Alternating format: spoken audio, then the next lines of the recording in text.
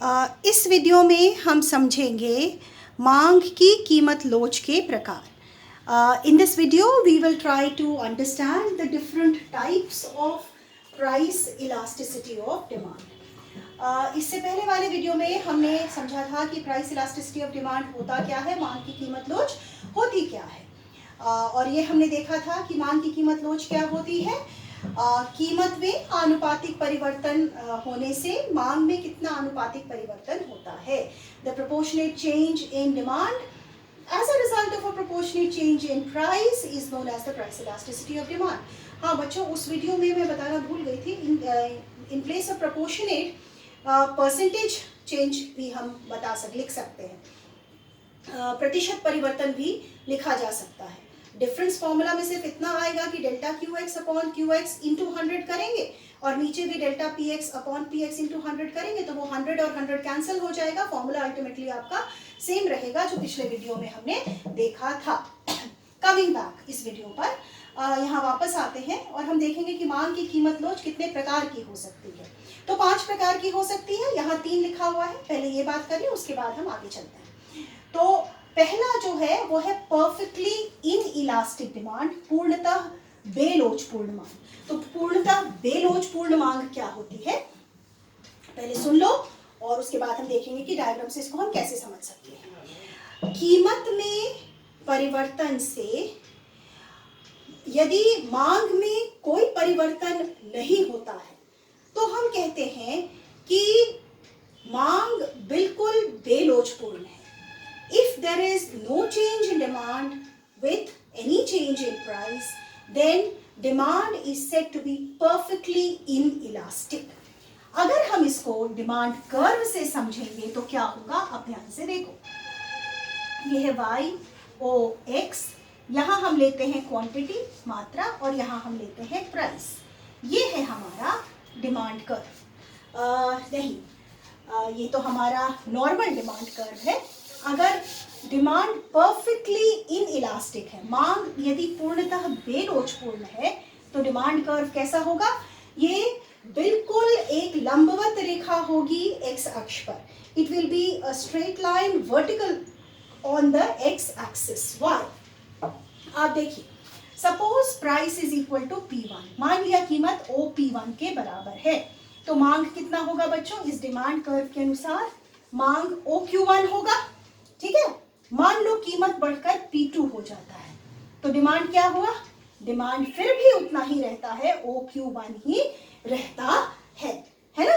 कीमत अगर घट गया, घटकर P3 हो गया तब डिमांड क्या है, तब भी डिमांड Q1 के बराबर ही है। तो यहाँ पर डेल्टा Q क्या हो गया हमारा, डेल्टा Q बिकम्स 0, है ना। कीमत में कोई भी परिवर्तन हो, मांग में परिवर्तन हो ही नहीं रहा है। So delta Q is equal to 0. So what will EP be equal to? EP का फॉर्मूला याद करो, delta Q upon delta P into P upon Q। तो EP क्या हो जाएगा, 0 upon anything is equal to 0। तो यहाँ पर प्राइस इलास्टिसिटी 0 के बराबर हो जाएगी, 0 के बराबर हो जाएगी। इसीलिए इसको हम पूर्णतः बेलोचपूर्ण मांग कहेंगे, परफेक्टली इन इलास्टिक डिमांड कहा जाएगा। So once again, what is perfectly inelastic demand? If there is no change in demand with a change in price, then demand is said to be perfectly inelastic. यदि कीमत में परिवर्तन होने से मांग में कोई परिवर्तन नहीं होता है तो मांग बेलोचपूर्ण होती है। Now I come to the second type of demand, which is second type of elasticity of demand, which is perfectly elastic demand. ये एक छोर हो गया, एक एक्सट्रीम हो गया, ये दूसरी छोर हो गई, ये दूसरा एक्सट्रीम हो गया। पूर्णतः लोचपूर्ण मांग। तो अगर मांग पूर्णतः लोचपूर्ण है तो इसका मतलब क्या होगा बच्चों, मैं ये पूरा ऊपर वाला हिस्सा मिटा दे रही हूँ। पूर्णतः लोचपूर्ण अगर मांग है तो इसका मतलब क्या होगा, इसका मतलब ये होगा कि कीमत में जरा सा भी परिवर्तन होने से, थोड़ा सा भी परिवर्तन होने से अगर मांग में अनंत परिवर्तन हो जाता है, बहुत ज्यादा परिवर्तन हो जाता है, तो हम कहते हैं कि मांग पूर्णतः लोचपूर्ण है। If a slight change in price will lead to an infinite change in demand, then demand is said to be perfectly elastic. Now suppose this is the demand curve, right? Price is OP. At the existing price आप देखिए कितना भी demand बढ़ सकता है ना, right कितना भी क्वांटिटी डिमांड किया जा सकता है। Actually this happens to be the shape of the demand curve under perfect competition. पूर्ण प्रतियोगिता में मांग वक्र इसी आकार का होता है। नाउ व्हाट विल हैपन, मान लो कीमत जरा सा भी बढ़ जाए तो क्या होगा, डिमांड घटकर जीरो हो जाएगा, है ना। तो a slight change in price will lead to an infinite change in demand। थोड़ा सा कीमत में परिवर्तन होने से अगर डिमांड में बहुत ज्यादा परिवर्तन हो जाता है तो यहाँ पर हम कहते हैं कि price elasticity is equal to infinity, है ना, क्योंकि यहाँ पर डेल्टा क्यू क्या हो जाएगा, delta Q will become equal to infinity. तो प्राइस इलास्टिसिटी का फॉर्मूला क्या है, delta Q upon delta P into P upon Q. तो इन्फिनिटी डिवाइडेड बाय एनीथिंग, है ना, will be equal to infinity. इतना ज्यादा चेंज हो जाता है। इनफैक्ट अगर प्राइस थोड़ा सा बढ़ता है तो मांग बिल्कुल घटकर जीरो हो जाता है। So this is the case of the demand which is perfectly elastic, पूर्णतः लोचपूर्ण मांग है। So we done the second type. अच्छा, अब इन दोनों के बिल्कुल बीच में आता है unitary elastic demand. Exactly between the two we have the case of a unitary elastic demand curve। इकाई लोचपूर्ण मांग। इकाई लोचपूर्ण मांग का मतलब क्या होता है, अब आप फॉर्मूला को ध्यान कीजिए और परिभाषा सुनिए। यदि कीमत में आनुपातिक परिवर्तन होने से मांग में भी उतना ही आनुपातिक परिवर्तन होता है तो मांग की लोच इकाई के बराबर हो जाती है। If a proportionate change in demand price leads to the same proportionate change in demand, then elasticity of demand is equal to unity. And in that case, what will be the shape of the demand curve? वैसी स्थिति में मांग वक्र किस आकार का होगा, इसको हम रेक्टेंगुलर हाइपरबोला कहते हैं। ये रेक्टेंगुलर हाइपरबोला के आकार का होगा, इसको हम कहते हैं आयताकार अतिपरवलय। इसका मतलब क्या होता है, इसका मतलब होता है ये एक ऐसा कर्व होता है जिस पर आप कोई भी पॉइंट लें, उस पॉइंट से अगर आप एक लाइन एक्स एक्सिस की तरफ बनाएं x1, एक लाइन आप y एक्सिस की तरफ बनाएं y1, ठीक है ना। और तब अगर आप OX1 और OY1 को जब मल्टीप्लाई करेंगे तो आपको एक एरिया मिलेगा, राइट। और अगर ये डिमांड कर्व है तो आप जानते हैं कि OX1 इंटू OY1 क्या होगा, ये है क्वांटिटी इंटू प्राइस, ठीक है। वस्तु की मात्रा को हम वस्तु की कीमत से गुना कर रहे हैं तो हमें क्या मिलता है, इसको सपोज हम कहते हैं OX1 इंटू वो x और मल्टीप्लिकेशन साइन दोनों एक जैसे लग रहे हैं, इसको मैं डॉट से करती हूँ, OX1 इंटू OP1। ये टोटल एक्सपेंडिचर होगा ना, कुल व्यय होगा ना इस वस्तु पर, इसको हम कह देते हैं टोटल एक्सपेंडिचर 1। अब कोई भी दूसरा पॉइंट लो, एनी पॉइंट एनीवेयर, सपोज हम ये पॉइंट A था, इस पॉइंट पर हम लेते हैं B। यहाँ से फिर हम x एक्सिस की तरफ एक लाइन बनाते हैं, OX2 आया, y एक्सिस की तरफ एक लाइन बनाया, OY2 आ गया, है ना। तो अब OX2 इंटू OP2 हमें क्या देगा, फिर से ये है क्वांटिटी, ये है वस्तु की मात्रा, और OP2 है वस्तु की कीमत। OP2 is price, so quantity into price is equal to what? Quantity into price is equal to total expenditure, कुल व्यय, इसको हम TE2 कहते हैं। Now अगर ये डिमांड कर्व रेक्टेंगुलर हाइपरबोला है तो TE1 जो होगा वो TE2 के बराबर होगा। मतलब कीमत में कोई भी परिवर्तन हो, उस वस्तु पर किया जाने वाला व्यय स्थिर रहता है। ऐसी स्थिति में मांग की लोच इकाई के बराबर ही होती है। Whatever the change in price, if total expenditure remains the same, then elasticity of demand is always equal to unity. So that was the third type of price elasticity of demand, which is unitary elastic demand.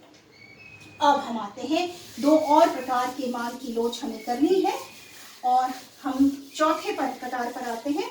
चौथा कहलाएगा highly elastic demand, ठीक है, या relatively elastic demand. Relatively, ये चौथा है, relatively elastic demand, सापेक्षिक लोचपूर्ण मांग। रिलेटिवली इलास्टिक डिमांड, सापेक्षिक लोचपूर्ण मांग, और मांग, डी इज मांग। और दूसरा है रिलेटिवली, पांचवा, सॉरी ये लास्ट प्रकार है, पांचवा है relatively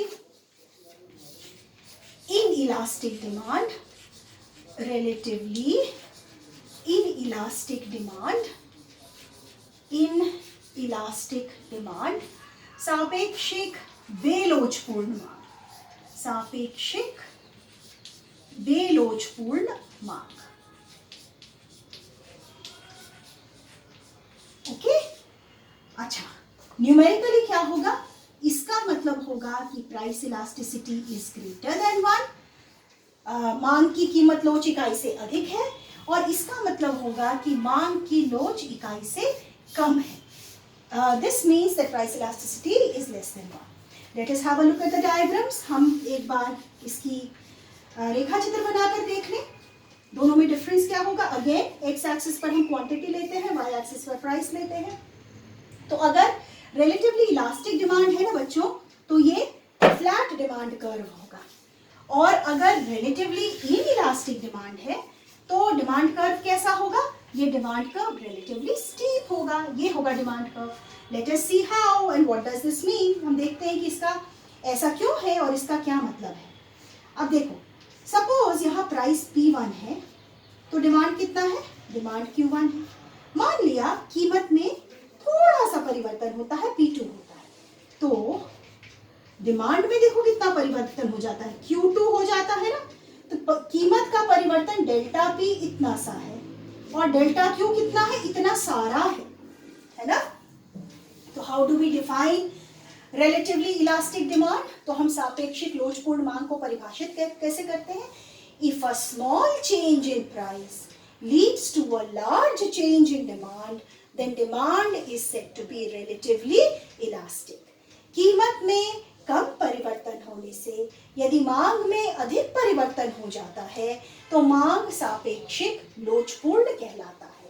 and in this case price elasticity will be greater than 1। Delta Q upon delta P है ना फॉर्मूला में हमारे बच्चों, याद रखना। यहाँ डेल्टा Q ज्यादा है, डेल्टा P कम है, तो इलास्टिसिटी हमारी 1 से अधिक हो जाएगी, राइट।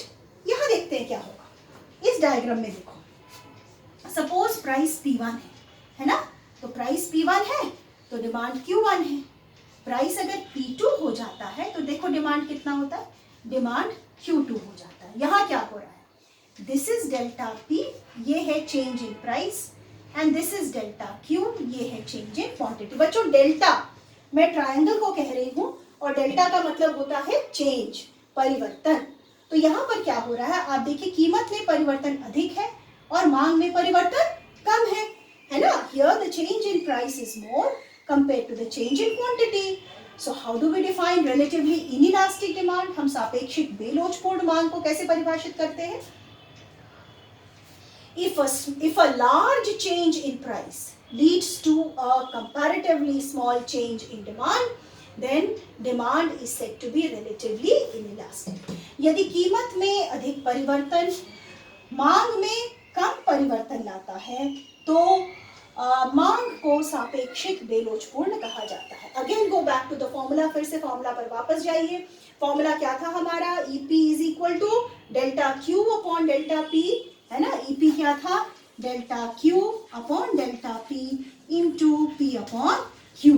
तो न्यूमरेटर ज्यादा होगा और डिनोमिनेटर कम होगा, तो ये 1 से अधिक होगा, और अगर न्यूमरेटर कम है डिनोमिनेटर ज्यादा है तो क्या होगा? 1 से कम हो जाएगा। ऑफ कोर्स ये दोनों भी मैटर कर रहे हैं। तो डेल्टा P, यहाँ पर डेल्टा Q बहुत कम है, डेल्टा P ज्यादा है, तो प्राइस इलास्टिसिटी लेस देन 1 हो जाती है।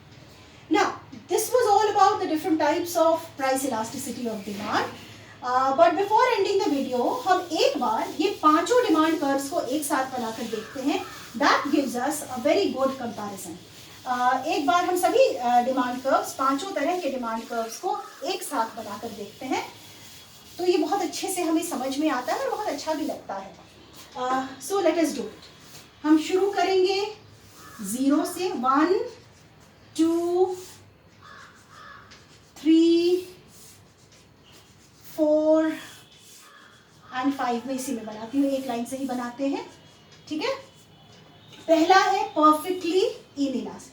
हाँ, सब जगह मैं लिख नहीं रही हूँ बच्चों. वाई ओ एक्स एक्सिस हर जगह लिखेंगे. एक्स एक्सिस पर हम क्वांटिटी ले रहे हैं, वाई एक्सिस पर हम प्राइस ले रहे हैं. तो ये जो डिमांड कर्व है, यहाँ पे price elasticity is equal to 0 है ना.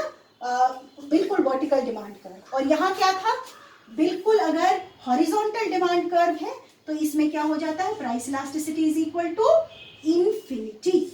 ये दोनों दो एक्सट्रीम्स हो गए हमारे. ये था डिमांड कर्व. ओके. अच्छा, इनके बीच में आया था हमारा यूनिटरी इलास्टिक डिमांड कर्व, जो कि रेक्टेंगुलर हाइपरबोला है. तो यहाँ पे price elasticity is equal to 1. अच्छा, अब यहाँ आएगा, देखो 0 और 1 के बीच में, मतलब रिलेटिवली इनइलास्टिक. ये है डिमांड कर्व. तो यहाँ पर EP इज लेस देन 1. ठीक है ना.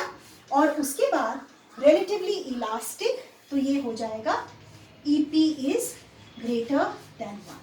If you have a look at this at the same time, अगर ध्यान से एक साथ इन पांचों डायग्राम्स को देखो, देखो कितना इंटरेस्टिंग डायग्राम है. बिल्कुल खड़ा demand curve, absolutely straight vertical demand curve. फिर क्या हुआ, ये थोड़ा सा झुका है ना. उसके बाद क्या होता है, ये बिल्कुल कर्व बन जाता है, रेक्टेंगुलर हाइपरबोला. फिर ये और झुक जाता है.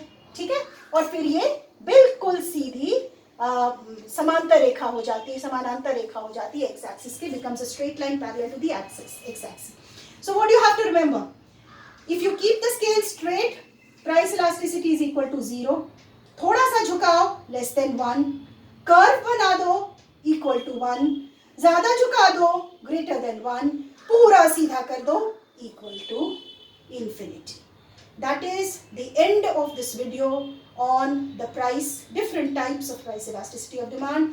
इसके साथ ही मांग की कीमत लोच के विभिन्न प्रकार का वीडियो खत्म होता है. In the next video, we will discuss the methods for measuring the price elasticity of demand. अगले वीडियो में हम देखेंगे कि मांग की कीमत लोच को मापने के क्या तरीके हैं, क्या विधियाँ हैं. Thank you.